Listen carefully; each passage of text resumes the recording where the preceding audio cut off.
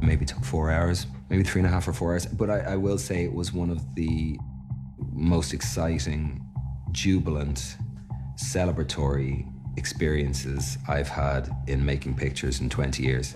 Hey, yeah, young man.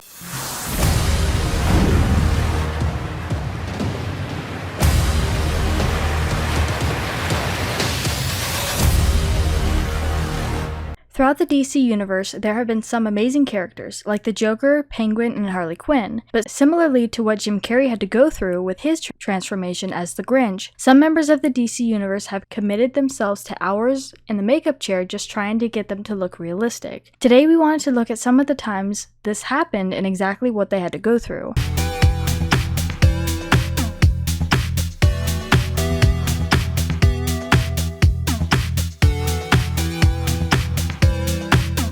But before we get into some trivia for you, what is the laugh of the Joker based on? Leave your answer in the comments down below and stick around to the end of the video to find out if your answer was correct. Turning her from Dr. Harleen Quinzel to Harlequin, that transformation is pretty interesting to watch because you meet both characters. The Penguin, played by Colin Farrell, was covered in such heavy makeup and prosthetics that he is unrecognizable. Yet he will be offering every bit of a normal performance as the face cover does not prevent any bit of movement or emotion coming through. We start off with a life cast of Colin Farrell, which is a plaster cast. Then I take clay and I sculpt what I want it to look like. Colin has this major neck piece that goes under his chin, it wraps around the back. He's also wearing a nose that's connected to his upper lip. In fact, if you ask Colin Farrell, the prosthetic only enhances his and the viewer's understanding of the DC Comics villain. I mean, it's human, you know. As human beings, we make very knee-jerk kind of judgment calls on people based on their appearance, right? Farrell said. You know, we know the shape of Colin Farrell's face. We know how his performances are in other films that he's done. But his eyes are so piercing and so clear that he's got this kind of paradox. We're taught to do that from a very young age. Sometimes it's a defense mechanism, and it's a survival mechanism. Other times it's just a byproduct of kind of a social criticism that can be cancerous, I think. Know things about me. Why don't you send me a little email? I'll write you back real quick. Where do you live? Where do you live, actually? I can hand deliver a letter to you. I can hand deliver a letter to you.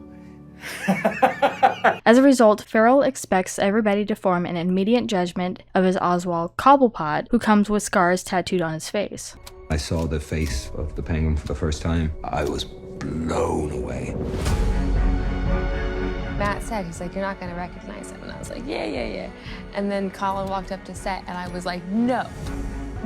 We actually get to meet the guy who made the Penguin prosthetics design and the process of what had to be done. And I sculpted to a very high level with all the detail in it, the nose and cheeks and the neck. We're very much designing three-dimensionally how it's gonna move, where the edges should go, thinking very much about how it's gonna function. And funny enough, they also made the sign of the character to no surprise like a penguin, with the nose and eyebrows shaped like so. So it looks like a penguin beak from the side. And then it's just developed into this strange mob kind of character. But real quick, make sure you guys check out our Instagram page linked down in the description. There's a ton of interview moments and memes, so make sure you check it out and give us a follow. His voice subtly starts to change and he starts to become aware of his features and using them in the mirror. It just started pouring out. He was having so much fun in it. Good. Of course, the Joker was another story, as there are many. Phoenix's Joker was a challenge as the makeup artist had to design his in a specific way that would be different than the rest that are copyrighted and unique to the Joker, but also easy to redesign and take over in between takes.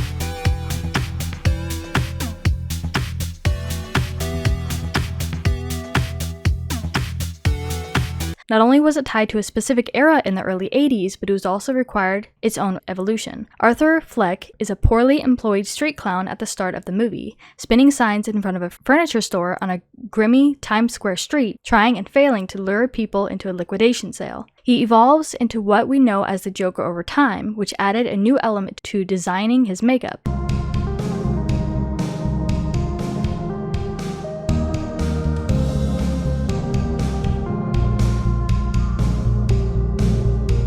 Phoenix couldn't wait to get out of the makeup chair. In an interview with Dazed Beauty, Joker makeup artist Nikki Letterman spoke about how she transformed the 44-year-old actor into a more realistic version of the iconic superhero villain. It took an average of 15 to 20 minutes to apply the makeup, she explained. And I kept saying to him, when are you going to start losing weight? No, that's not how I do it.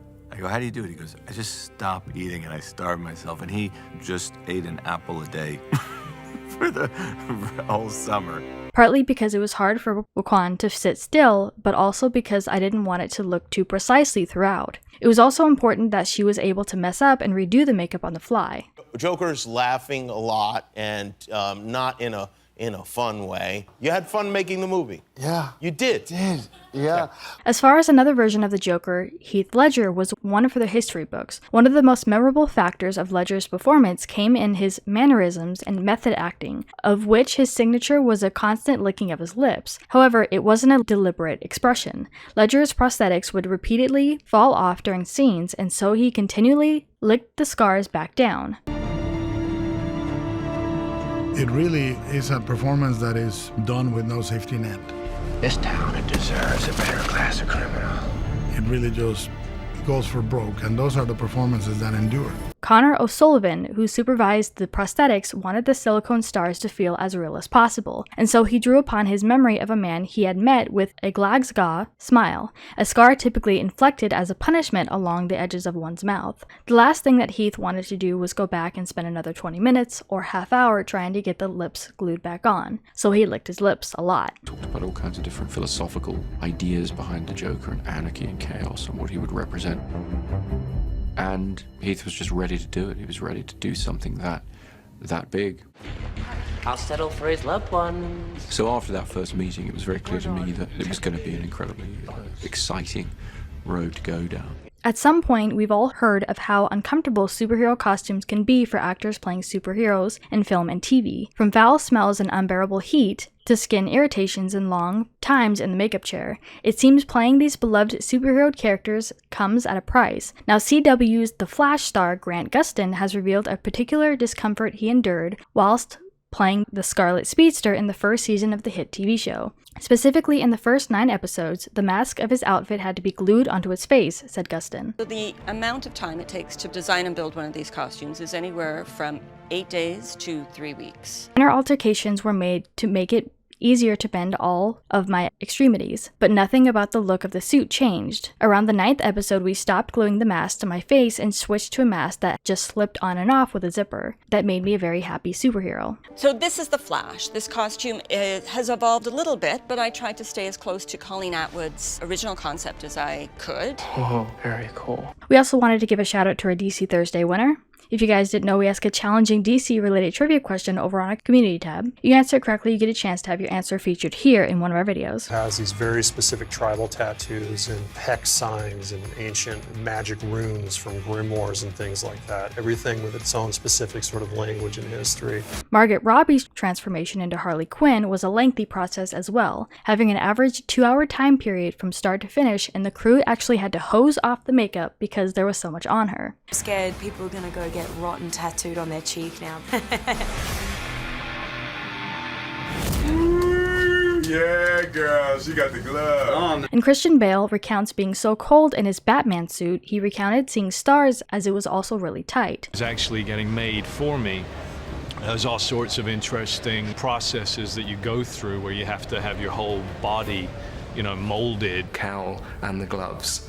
Not really wanting to take it off, so I think the level of comfort has improved. Overall, some of the DC actors didn't find a lot of their costumes very fitting for them, but was dedicated to the role they were playing. And as far as the answer to our trivia question, Joker's actor Joaquin Phoenix based his laugh on the videos of people suffering from pathological laughter. Phoenix also wanted to portray a character with which audiences could not identify with him.